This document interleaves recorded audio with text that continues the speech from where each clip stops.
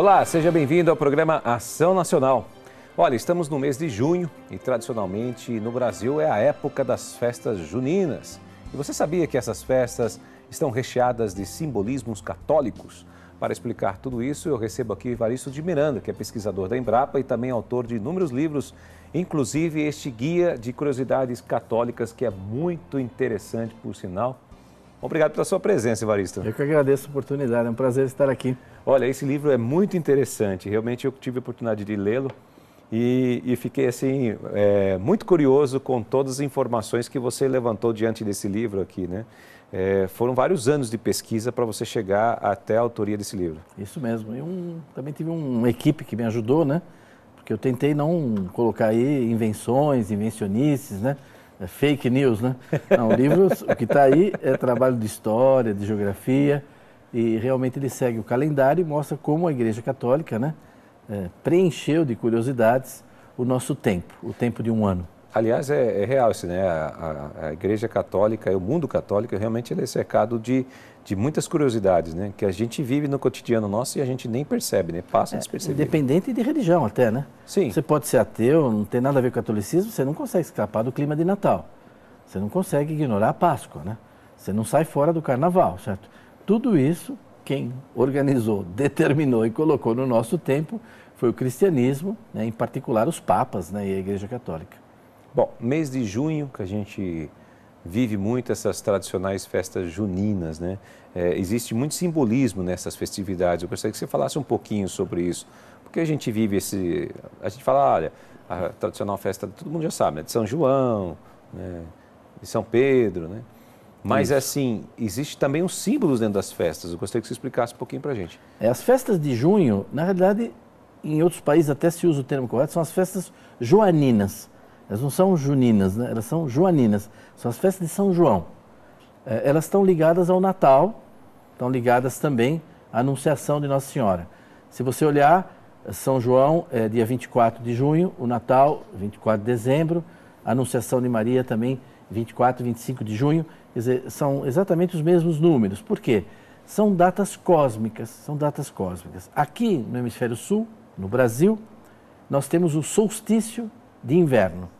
Quer dizer, ali no dia 22, 23 de junho, é o dia mais curto do ano. É a noite mais longa do ano. Dá a impressão que o Sol está indo para o norte, por norte, por norte.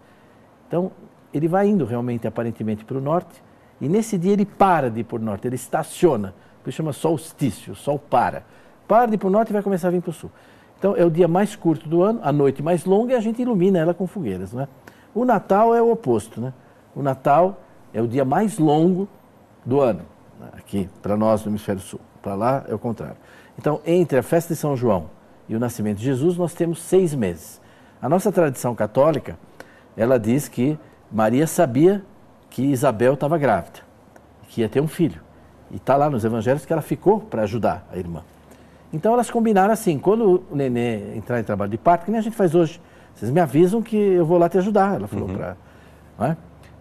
Só que a internet funcionava mal, o telefone não era muito bom na época, não vou mandar um WhatsApp. Não tinha. Ela combinou o seguinte, Isabel falou, ela mora nas montanhas, está lá, né? Eu falei, eu vou acender uma enorme fogueira. Quando eu começar o parto, eu acendo uma enorme fogueira e você vem então para cá, né? Então diz que a fogueira de São João, é uma das histórias que a gente tem, né? Surge aí, né? Um sinal, né?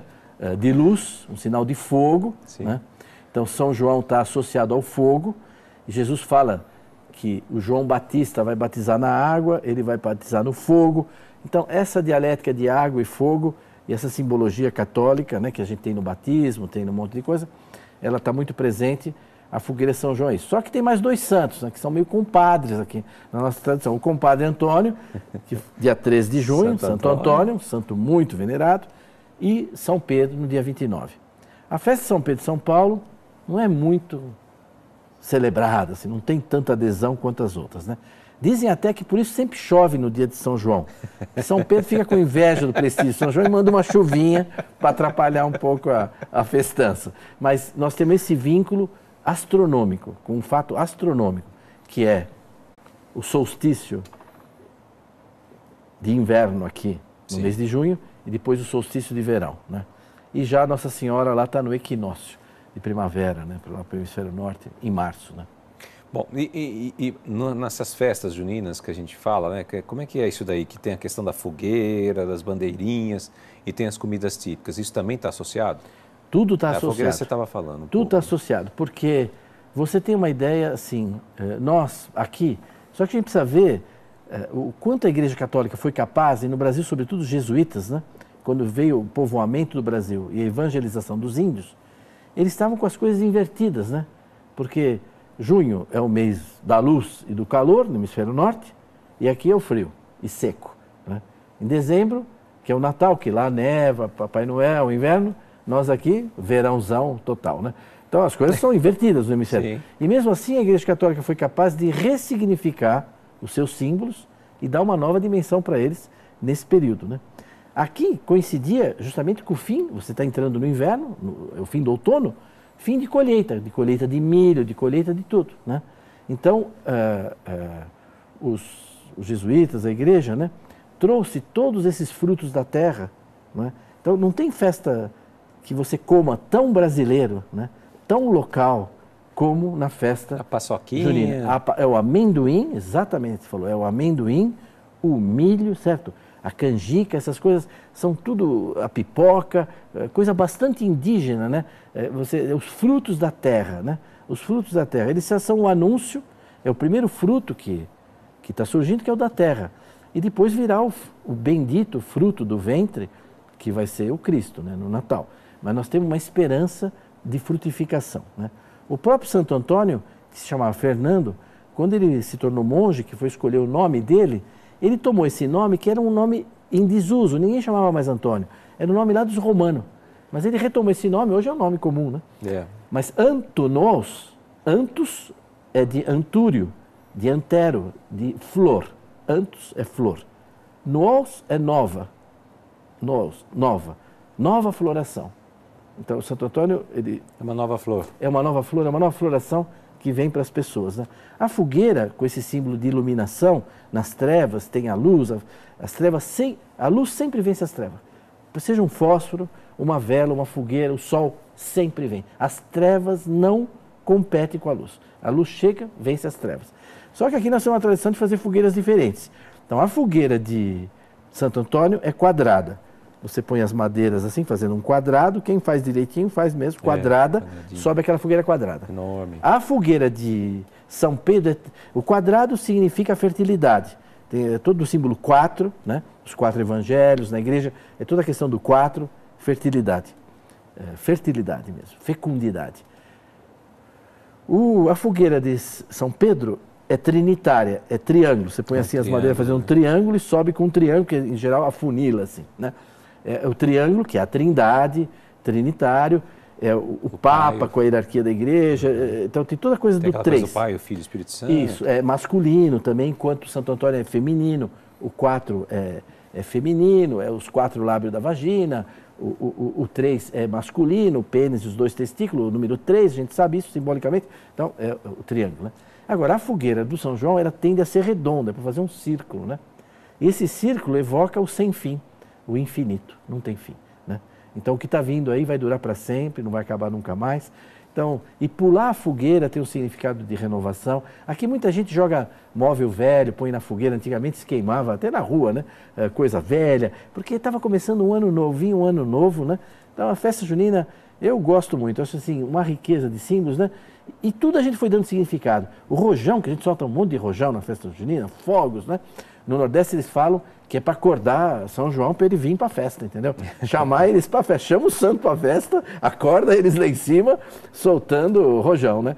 Então, todos os símbolos, é uma festa rica de símbolos. Agora, cada santo tem os seus símbolos. Então, Santo Antônio tem uma quantidade de símbolos inacreditável, é um santo muito venerado, né? Não sei se quem está nos assistindo sabe, mas na Itália, ele é chamado Santo Antônio de Pádua, porque ele morreu e está enterrado lá em Pádua. Mas ele nasceu em Portugal. Então, em Portugal, é Santo Antônio de Lisboa. Isso não deu problema nenhum, nunca, entre portugueses e italianos, porque lá é o Santo Antônio de Pádua, aqui é o de Lisboa. Até que eles vieram para o Brasil, certo? No Brasil, já deu problema, porque o meu Santo Antônio é o de Lisboa, o meu é de Pádua, né?